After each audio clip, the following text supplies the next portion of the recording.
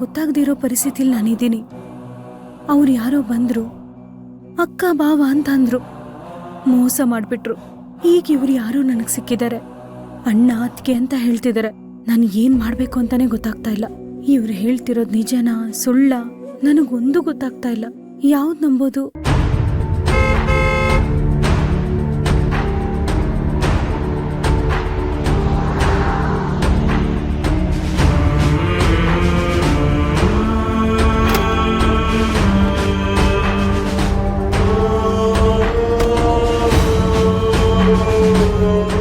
ಅಚ್ಚುಮ್ಮ, ಏನ್ ಮಾಡ್ತಾ ಇದೆಯಲ್ಲಿ? ಅದು ಏನಿಲ್ಲ ರೀ. ನೀವೆಲ್ಲೋಗಿದ್ರಿ? ದೇವಸ್ಥಾನಕ್ಕೆ ಹೋಗಿದ್ದೆ ಸುಮ್ಮ. ಹರಕೆ ಹೊತ್ಕೋತಾ ಇದ್ದೀನಿ. ಅದ್ರ ಬಗ್ಗೆ ಅರ್ಚಕರ ಹತ್ರ ಮಾತಾಡ್ಕೊಂಬಂದೆ. ಏನಂತ ಹರಕೆ ಹೊತ್ತಿದ್ದೀರಾ? ಕಳೆದೋಗಿರೋ ನನ್ನ ತಂಗಿ ಸಿಗ್ಲಿ, ಅವಳು ಸಿಕ್ಕರೆ ಕೆಂಡದ ಮೇಲೆ ನಡ್ಕೊಂಬಂದು ನೀನು ಮಡ್ಲಿಗೆ ಹುಡಿಯಕ್ಕಿ ತುಂಬ್ತೀನಿ ಅಂತ ಬೇಡ್ಕೊಂಬಂದೆ ಕಣಮ್ಮ. ಕೆಂಡದ ಮೇಲೆ ನಡೆಯೋದಾ? ಅದು ಹೇಗೆ? ನೀನೇ ನೋಡ್ತೀಯಲ್ಲಮ್ಮ. ರೀ, ನೀವು ಹರಕೆ ಹೊತ್ಕೋತೀನಿ ಅಂತ ನನ್ನ ಹತ್ರ ಹೇಳಿದ್ರಿ, ಆದ್ರೆ ಬೆಂಕಿ ತುಳಿಯೋದ್ ನನ್ನ ಹತ್ರ ಹೇಳಿಲ್ವಲ್ಲ ರೀ.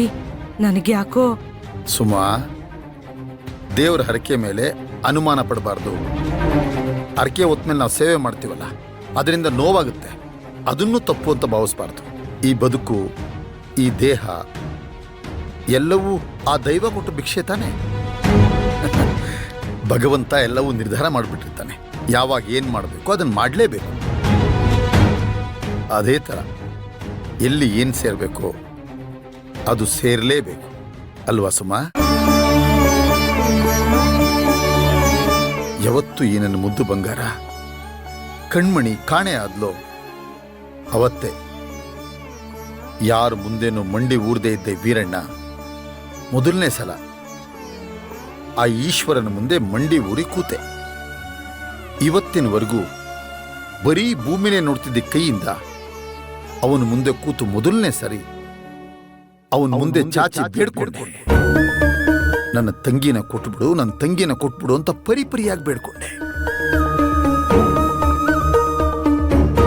ನನ್ನ ಕಣ್ಣಿಂದ ದೂರ ಆಗಿರೋ ನನ್ನ ತಂಗಿನ ನನಗೆ ವಾಪಸ್ ಕೊಟ್ಬಿಡು, ನಾನು ಕೆಂಡದ ಮೇಲೆ ನಡ್ಕೊಂಡ್ಬಂದು ನಿನಗೆ ಉಡಿ ತುಂಬ್ತೀನಿ ಅಂತ ಬೇಡ್ಕೊಂಡೆ. ನಾನು ಕೇಳಿದ್ದನ್ನ ಆ ನನ್ನ ತಂದೆ ನನಗೆ ಕೊಟ್ಬಿಟ್ಟ.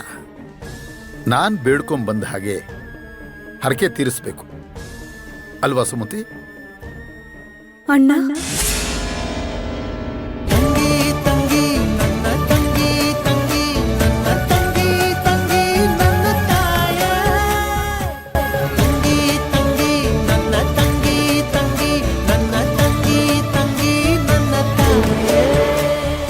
ಅಮ್ಮ ಏನಂದೆ?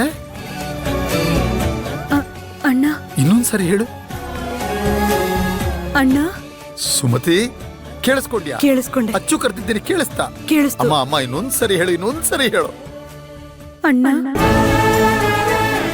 ಸಾಕಮ್ಮ, ಸಾಕು. ಎದೆ ತುಂಬಿ ಬಂದ್ಬಿಡ್ತಮ್ಮ.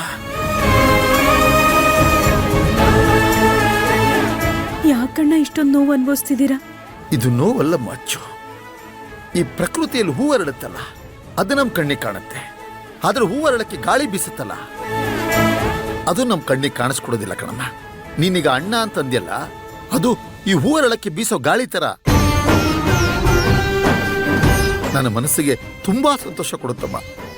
ಹಾಗಾಗಿ ನಿನಗೋಸ್ಕರ ನಾನು ಏನೇ ಮಾಡೋದು ಅದು ನಂಗೆ ನೋವಲ್ಲ, ಸಂತೋಷನೇ.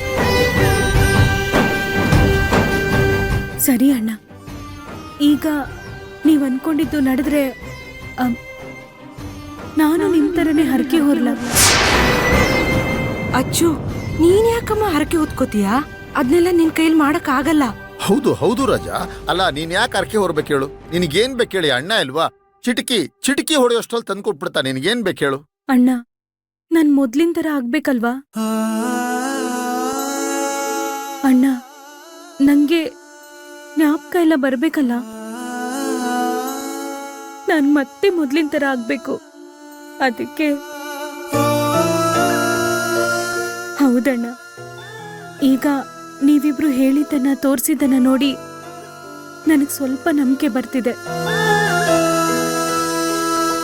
ಆದ್ರೆ ಈ ತರ ಬದುಕೋದು ನಂಗೆ ತುಂಬಾ ಕಷ್ಟ ಆಗ್ತಿದೆ ಅಣ್ಣ. ನೀವ್ ಅನ್ಕೊಂಡಿರೋದನ್ನ ಆ ದೇವ್ರು ನಿಮ್ಗೆ ಕೊಟ್ಟಿದ್ದಾನೆ ಅನ್ನೋದಾದ್ರೆ ನಾನು ಅನ್ಕೋತೀನಣ್ಣ, ನಾನು ಸೇವೆ ಮಾಡ್ತೀನಣ್ಣ. ಅಮ್ಮ, ಅದು ಹಾಗಲ್ಲಮ್ಮ ಅಚ್ಚು. ನೀನು ನನ್ನ ಕಣ್ಣು ಮುಂದೆ ಇಲ್ದಾಗ ಹಾಕ್ಬಿಟ್ಟೆ. ನಾನು ಹೋಗಿ ಭಗವಂತನ ಹತ್ರ ಬೇಡ್ಕೊಂಡೆ, ಅವನು ನಿನ್ನನ್ನು ನಾನು ಕೊಟ್ಬಿಟ್ಟ. ನಿನ್ನ ಕಣ್ಣು ಮುಂದೆ ನಾನಿದ್ದೀನಲ್ಲಮ್ಮ, ನಿನಗೇನ್ ಬೇಕು ಕೇಳು, ನಾನು ಕೊಡ್ತೀನಿ. ಒಂದ್ ವೇಳೆ ನನ್ನ ಕೈಯಲ್ಲಿ ಆಗ್ಲಿಲ್ಲ ಅಂತ ಇಟ್ಕೋ, ನಾನು ನೀನು ಇಬ್ರು ಅವನ ಹತ್ರ ಹೋಗಿ ಬೇಡ್ಕೊಳ್ಳೋಣ. ಆಗ ನೀನ್ ಏನ್ ಬೇಕಾದ್ರೂ ಹರಕೆಯವರು, ಆ ಹರಕೆನ ನಾನ್ ತೀರಿಸ್ತೀನಿ. ಈ ಅಣ್ಣನ ಮಾತ್ ಮೇಲೆ ನಂಬಿಕೆ ಇಡಮ್ಮ. ಅಣ್ಣ, ಅದೇನೋ ಗೊತ್ತಿಲ್ಲ, ನೀವು ಮಾತಾಡ್ತಿದ್ರೆ ನನಗೆ ನಂಬಿಕೆ ಏನೋ ಬರ್ತಿದೆ. ಆದ್ರೆ ಹಳೆ ನೆನಪು ಒಂದ್ ಸ್ವಲ್ಪನೂ ಬರ್ತಿಲ್ಲ ಅಣ್ಣ. ಬರುತ್ತೆ, ಅದೂ ಬರುತ್ತೆ. ಅದಕ್ಕೋಸ್ಕರ ಈ ನಿಮ್ಮ ಅಣ್ಣ ಹಗಲು ರಾತ್ರಿ ನಿನಗೋಸ್ಕರ ಏನ್ ಬೇಕಾದ್ರೂ ಮಾಡ್ತಾನೆ. ನೀನೇನು ಯೋಚನೆ ಮಾಡಬೇಡ. ಸುಮತಿ, ಅಚ್ಚನ ಒಳಗೆ ಸರಿ. ಕರ್ಕೊಂಡು ಹೋಗು. ಬಾಮ್ಮ.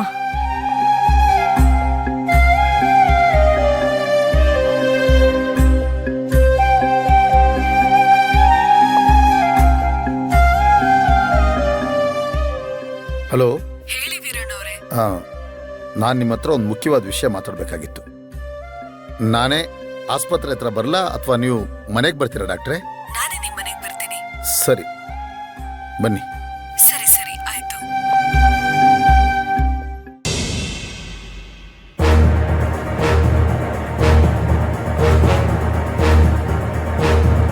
ಮಂತ್ರ, ಇದೇನಮ್ಮ ಒಬ್ಳೆ ಬರ್ತಿದ್ಯಾ? ಹೋಗ್ಬೋಗ್ ಜೊತೆಲ್ ಹೋದ್ರಿ? ಬರಿಗೈಲ್ ಬೇರೆ ಬಂದಿದ್ಯಾ? ಸುಶಾಂತ್ ಎಲ್ಲಿ? ಅಮ್ಮ, ರೇಷನ್ ಅಂಗಡಿ ಮುಚ್ಚಿತ್ತು. ಅವ್ರು ಹಾಗೆ ಏನೋ ಕೆಲಸ ಇದೆ ಅಂತ ಹೋದ್ರು. ಅದಕ್ಕೆ ನಾನೇ ಬಂದೆ. ಆದ್ರೂ ನಿನ್ನ ಮನೆವರೆಗೂ ಬಿಟ್ಟು ಹೋಗ್ಬೇಕಾಗಿತ್ತಲ್ವಾ? ಒಬ್ಬಳನ್ನೇ ಕಳ್ಸಿದ ನೋಡವನು. ಅಮ್ಮ, ಜೊತೆಲೆ ಹೊರಟಿದ್ವಿ. ಅವ್ರಿಗೆ ಅರ್ಜೆಂಟ್ ಫೋನ್ ಬಂತು ಅಂತ ಹೊರಟೋದ್ರು.